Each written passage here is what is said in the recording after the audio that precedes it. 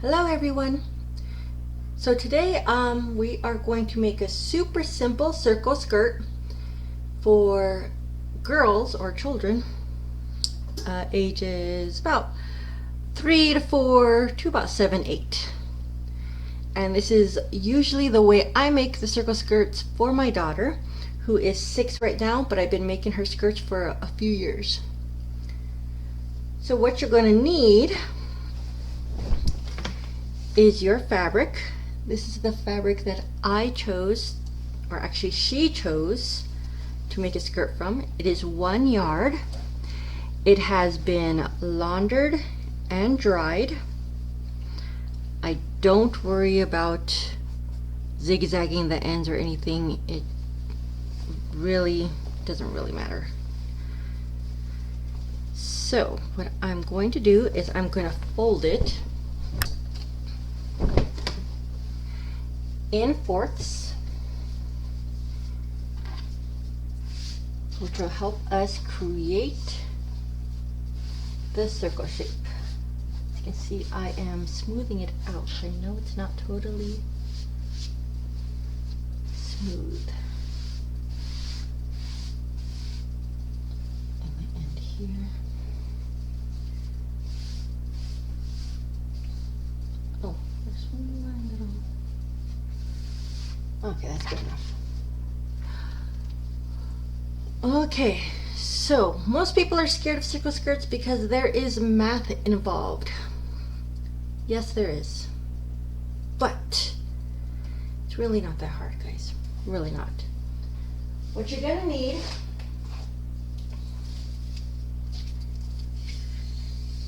is a good old tailor's tape.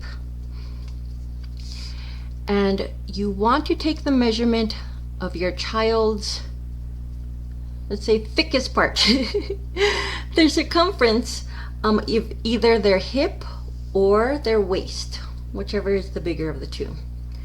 So earlier I had measured my daughter's waist, and her waist came to 24. And what I'm going to do is I'm going to add another inch to that for our seam allowance. So 25 is going to be the amount we need right now. So to reiterate, measure your child's either hip or waist, the biggest part, and add an inch. We're going to work with 1/2 inch seam allowances for this. Makes the math a lot easier. So my daughter, her waist measurement was 24. I'm going to add an inch for seam allowance, and so that's 25. Now this is where the math gets more mathy.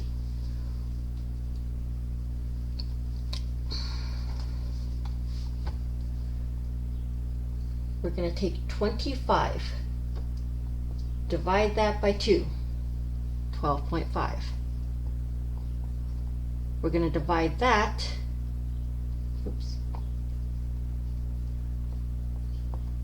by 3.14. This is your magic circle number. So that would equal, oh, my calculator. I think it's 3.9 something. We're going to go with 3.9 something. We're going to round that up to 4 inches. Okay, so her waist circumference divided by 2, divide that number by 3.14. You can use a calculator. That is totally fine if you need to. And always remember to round up. It's always easier to make something smaller. It's harder to make it bigger. So round up. Okay, so now that we know that we're going to need about 4 inches, let's take this and you can see these two edges are not folded. These two edges are folded. So we're going to put it directly in the middle, and we're going to mark off 4 inches. And what we're going to do is we're just going to wing it 4 inches, 4 inches, 4 inches, 4 inches, and 4 inches. Okay, yes, I am using a pencil. You can use whatever marking tool that you have for fabric. I'm using this because it is easier for you to see on the camera. And I don't really care about using something else at this moment. Okay, so this should be 4 inches here and here. When we cut that out, that's going to be a hole. Next, the measurement you want is from their hip, or where they're going to wear it on their waist, down to about their knees.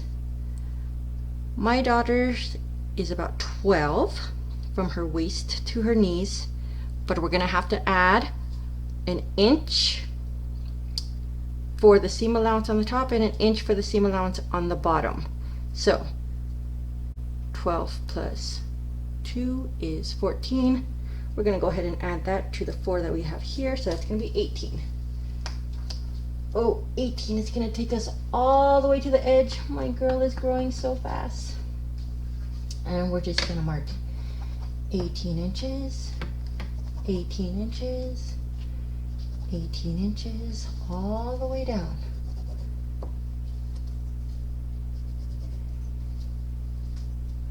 18 inches, 18 inches, 18 inches. Oops, try not to let it bunch up on you. 18 inches and 18 inches. All right, I'm going to connect these dots real quick.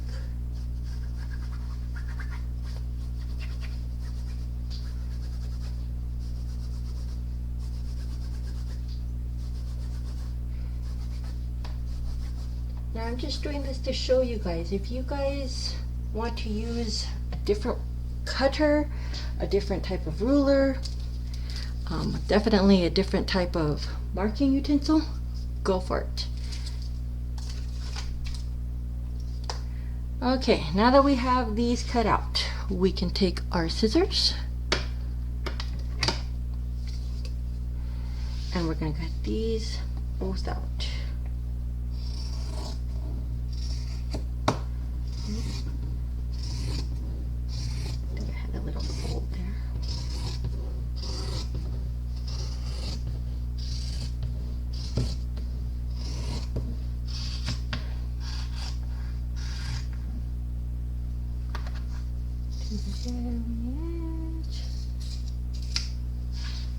Now I said that you could make these for about 3 to about 7, 8.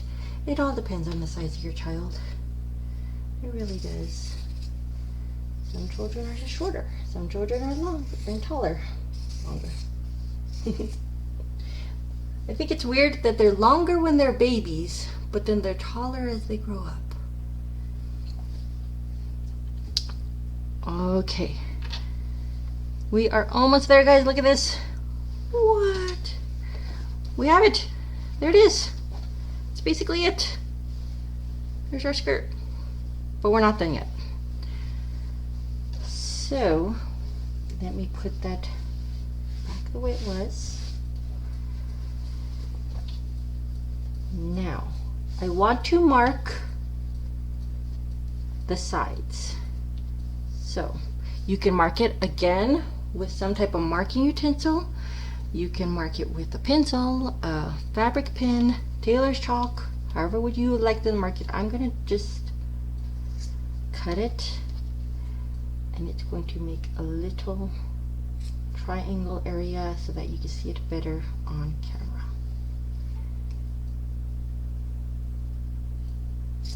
Okay, so there should be 4 marks, 2 for the sides and 1 for the front and back. Okay, we are done with this part for now. Move it to the side. Let's bring back the scraps that we cut off. Okay, we're gonna measure this. Now, I like to use a 1/2 inch elastic on the inside for her waistband. If they are younger and smaller, you might use a smaller width of elastic, and you can get away with that. But I'll show you some options at the end that you can use. Okay, this is not straightening. Okay, there we go. Oh, that looks really wonky. I wonder why. This skirt looks fine. Okay, it's probably just because we straightened it. All right. So since I'm using a 1/2 inch elastic, I want this to be about 2 inches, 2.5 inches.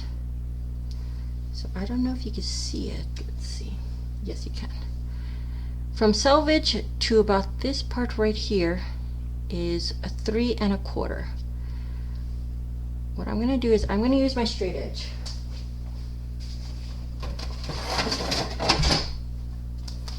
Sorry for all the noise. I'm going to cut off some of the selvage,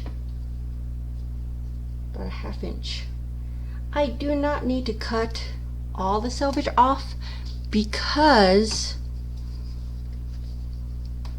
I'm going to be sewing that into the top of the skirt, and you won't see it. You won't, unless somebody's looking into the tiled skirt, which is weird. Okay. So, cut off most of the selvage. You can see here. That goes into a pile. And then I'm just going to go up to about, so 1/2 inch that we're keeping for seam allowance, and then 2 inches for where the elastic is going to go. So I am measuring that.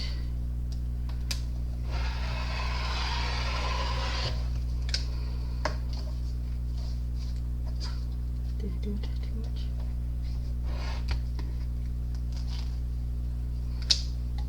Okay. So this is now going to be scrap. You can make bow ties out of this, or I've been doing my daughter's face masks, so her face mask would match her skirt.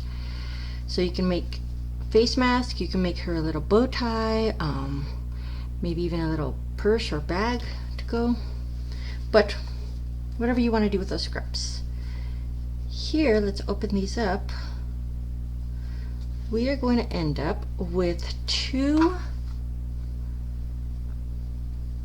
long strips, 2 separate strips. So this one is mostly selvage. Probably not going to use that one. I could, but I don't have to. And this is a long piece that we are going to fold and make into the waistband. And what I like to do is I like to, number one, cut off the edges, or at least one edge for now. And you could use their circumference of I had 25 inches at the beginning, but you might, fabric is wonky, it might not turn out totally 100%. So instead what we're going to do is we're just going to match it up. I'm going to say, okay, about a 1/2 inch at the beginning. You see that? 1/2 inch. And then I'm just going to go along the top where the waistband is going to go and just match it up. Match it up. You can see it is still folded in half, because what I'm going to do is I'm just going to take this amount and double it. So go along half, keep going. Okay, so I'm gonna need about that, add a smidge just for mistakes, fold that in half, cut off the excess,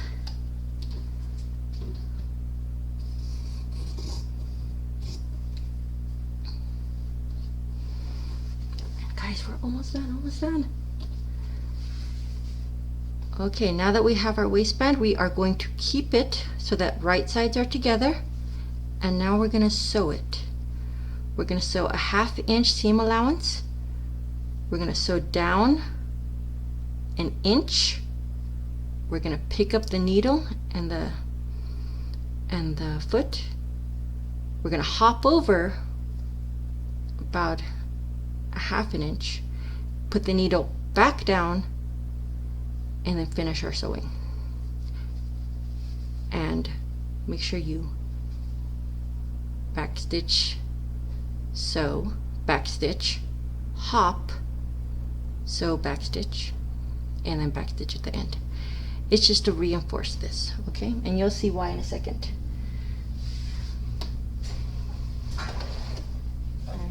Okay.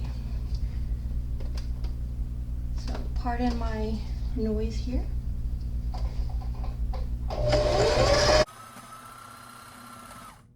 I just sewed and backstitched, picking up my needle, my feed dog, moving down about a 1/2 inch, trying not to shift at all. I put everything back down, sew, backstitching, and finishing.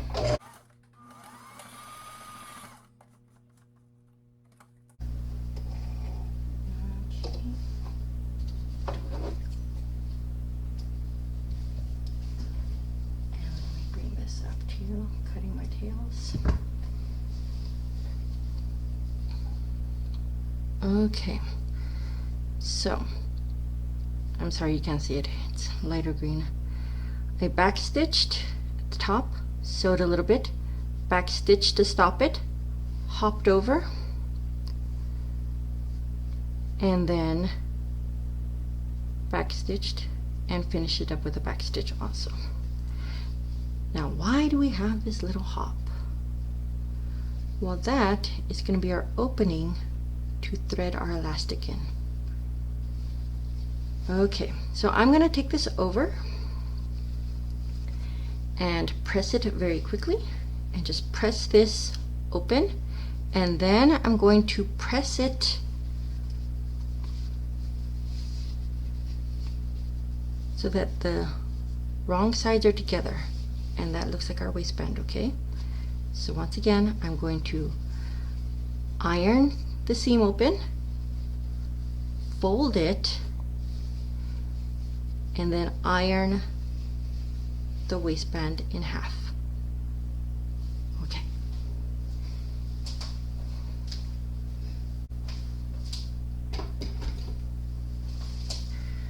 Okay, I am back from ironing. So here is the back where the seam is. Now one side is going to be fully closed. The other side is going to have an opening in it. Okay, so the opening is going to be on the inside where your child's back is going to be, okay?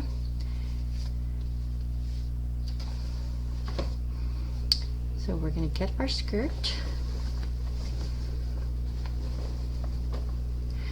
We're gonna, since it's a circle skirt, you can pick any of those little markings where we marked it, any of those to be the back. It doesn't matter. What did I do with my seam? There it is. Okay. So I'm putting them right sides together. The opening is going to be facing out towards me for right now. And I'm going to pin it.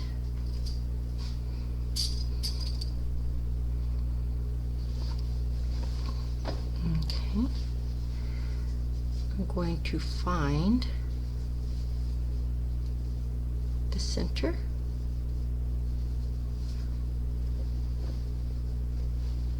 and pin that to the other side.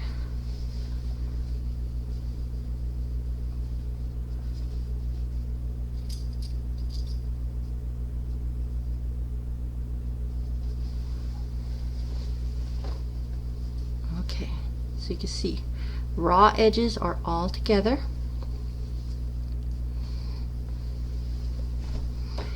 And now you can kind of get a feel of where the middles are.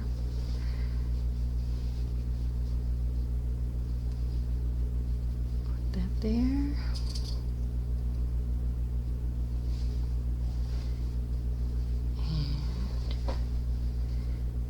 Should go about here. And if you can pull it, you can actually see that it's going to lay pretty much flat where it needs to be. Okay, let me pin that. Okay. And I'm just going to do those 4 pins and we're going to sew. So I'm going to sew completely all the way around. We don't need to worry about a hole for the elastic because we already made the hole for elastic. So let's sew all the way around. I'm going to start on the back.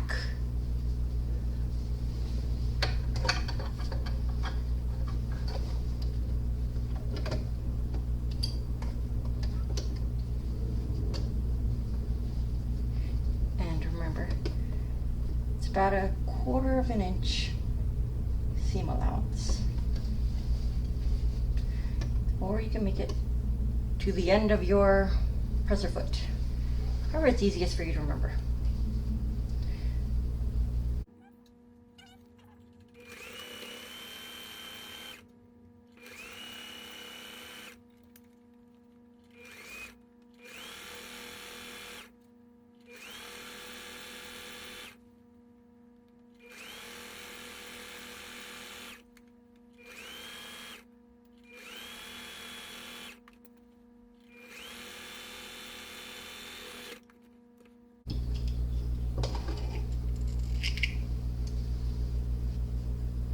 Alright, we're just cutting off the tails of our sewing.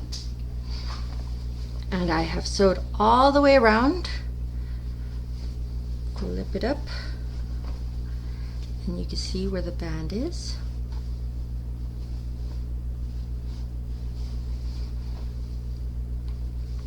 Now, what we're going to do is we're going to flip it up and we're going to sew all the way around because we're going to make sure that this stays down.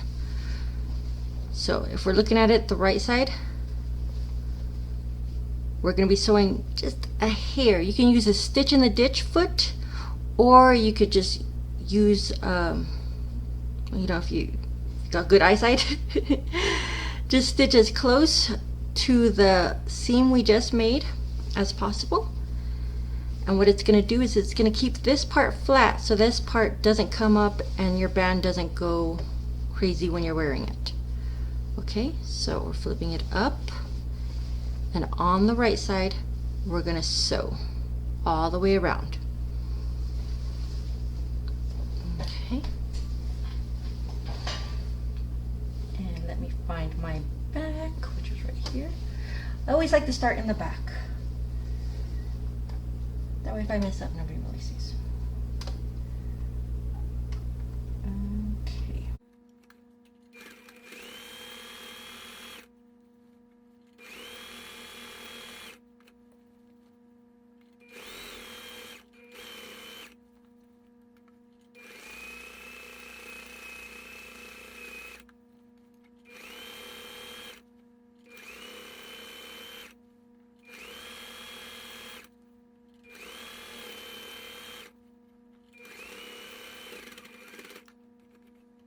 And I just realized, guys, that I am using my quilting stitch length,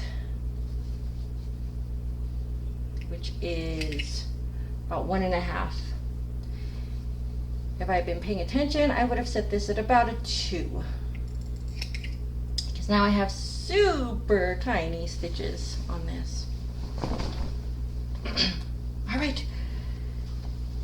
So now we come to the part that most people dread. The hemming. We're going to save the elastic for the end. The hemming. Now, I'm going to show you some examples of hemming that I've done on different skirts. I have a serger, so I've done serged ends, where all you do is just a simple serging all the ends and leaving it like that. I've also done one of the tedious ones, which is ironing it all the way around and then ironing it again so that it makes a 1/4 inch hem, and sewing it with a straight stitch. I've also done the ironing all the way around and finished it with a zigzag stitch.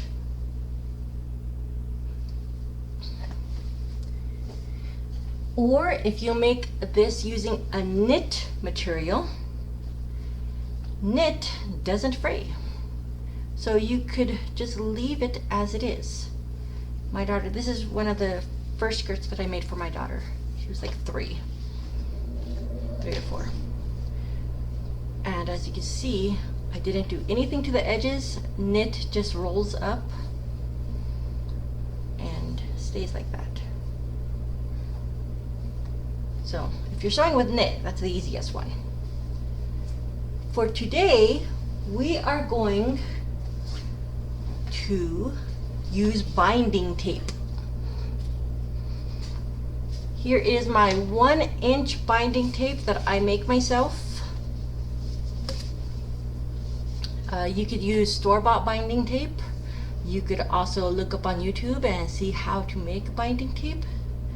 If you guys want me to make a tutorial on binding tape, we can do that. I keep my binding tape on paper towel tubes because, I don't know, it's easier to me. And what we're gonna do is, this is 1 inch, so it will be a 1/4 inch once we fold it and sew it. But that's literally all we're gonna do, guys, is we're just going to put binding tape on the bottom. We're gonna sandwich the fabric. Up here is me looking for my inside, the middle back. Okay, so I'm going to take my binding tape, I'm going to put it into the middle and fold it over. Okay, so I have binding tape on this side, binding tape on this side, fabric in the middle. I'm going to leave the raw edge out like that. When we get to the other side, I'll show you. I'm going to fold it over and finish with it as a folded over edge on the binding tape. Okay, so I'm going to use the zigzag stitch, and I'm just going to stitch this binding tape on the bottom, and we'll be done with that part. I think the trickiest part of this is making sure that it stays sandwiched in. That's the trickiest part. But you know what? It's better than hemming. It really is better than hemming. Okay. Switch to my zigzag. On my machine, zigzag's about, the zigzag I want to use is about a 2.5, which is stitch length. I'm changing my stitch length to 2.5. So 2.5, 2.5, and a zigzag stitch. Just normal zigzag. Nothing special about it. Okay. Here we go. Let's sew.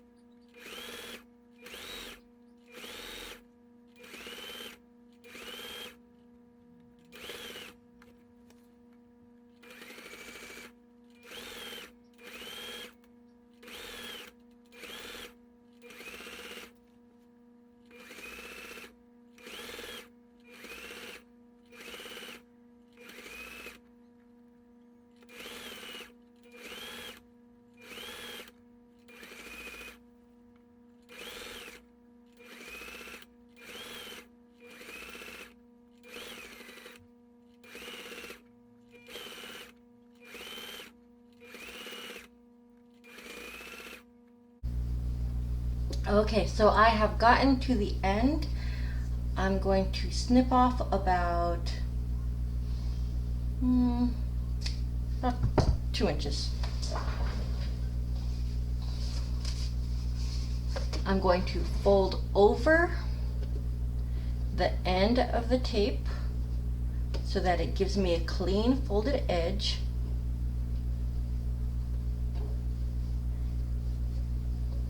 And that's it. I'm just going to continue sewing and finish it up.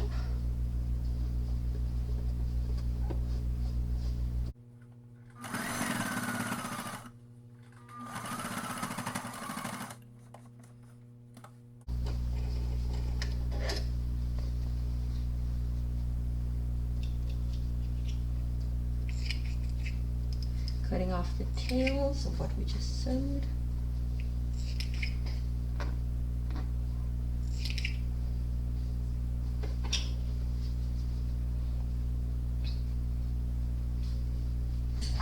Okay.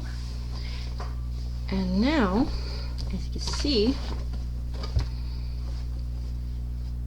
the end is finished. No hassle hemming right there, guys. No hassle of hemming. And then let me see if I can show you the end here. I mean, it's just a little fold right there. Just fold it up. And that's it. So all we need to do now is add our elastic. Let me grab that. Okay. Just making sure this is the right one. So here I have non-roll 3/4 of an inch.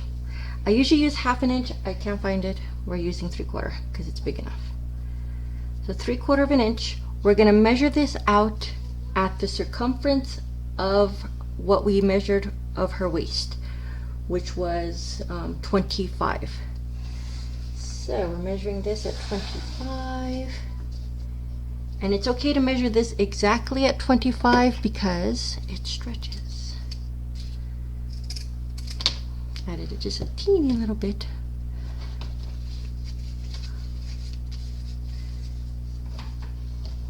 Okay, now we can use a handy bobbin threader. Let's see if I can find mine. Sorry for the noise. There it is. I have this little metal bobbin threader. You can definitely use a safety pin. And what I'm going to do is I'm going to find the end where we left that hole. And I'm going to stick that in.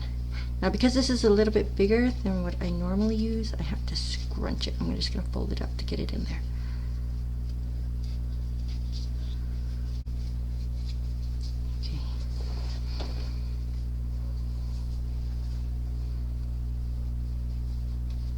Oh, get in there.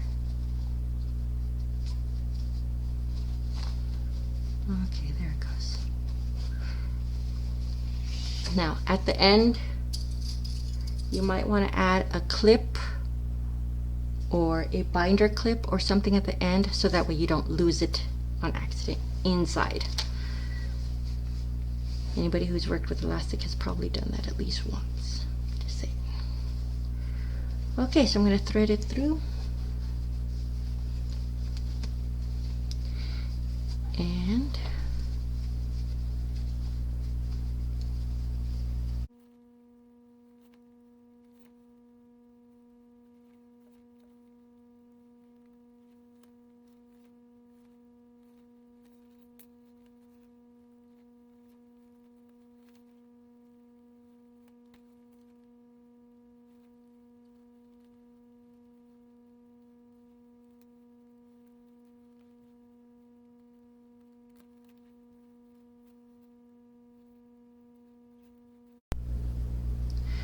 okay, so once you've gotten the elastic all the way around, you want to take the two ends, overlap them, and then I am going to do a simple zigzag on one side with a back stitch zigzag, and a back stitch zigzag on the other side, which is just zigzag, back stitch, zigzag, back stitch. Okay. Pull this out a little bit more.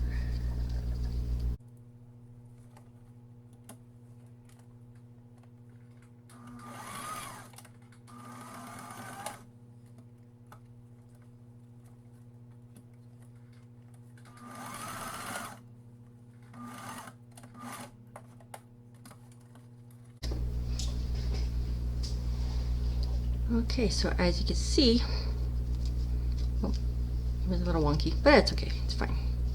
It's gonna go inside, nobody's gonna see it. So, cutting off the tails of my thread. And then what we're gonna do is we're just gonna smush that in.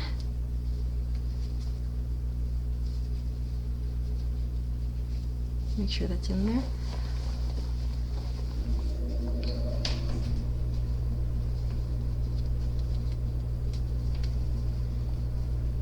Smush it in a little bit more. It should ease its way in there forcefully.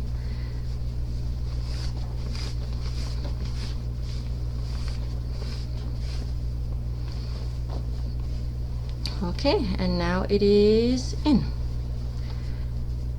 And you could either hand stitch this closed, or you could just leave it open. I like to leave it open because if my daughter grows, I can change the elastic out and make it bigger. Or if she's getting thinner, if she's growing taller and getting thinner, I can make it thinner. Or make it thinner, make it shorter. And that's it, guys, we are done. We made a beautiful circle skirt. Look at that. Wonderful.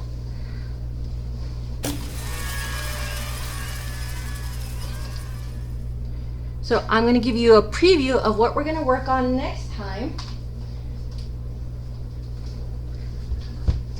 I like to make binder covers. So this is a binder cover I have made for my pattern book, or my patterns. I keep all my patterns in here, the ones I don't have on my Google Drive. I also have a place for pins, as you can see right here, that keeps my pins in it. Also a place for some post-its so that I can make notes if I need to. This is a very simple Dollar Tree binder. So,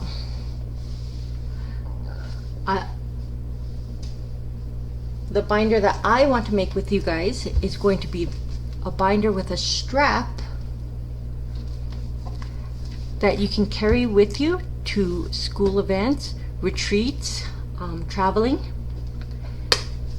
This particular binder has pockets for business cards, a pocket here that is perfect size for index cards, a see-through pocket that I used to keep a calculator in. It also has pockets for papers here. On the back side,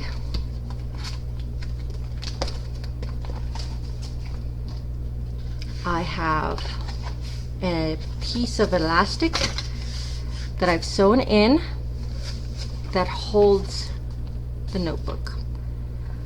The one we are going to make is going to be like this one, but slightly different. And I'll show you in that next one. So remember to subscribe. Hit that notification bell so that way you know when we're going to make this. And you're pretty much just going to need 2 fat quarters, maybe an extra bit of fabric for the handle, some type of closure, be it snap, button, or a magnetic snap. And that's about it. I'll see you next time, guys. Goodbye.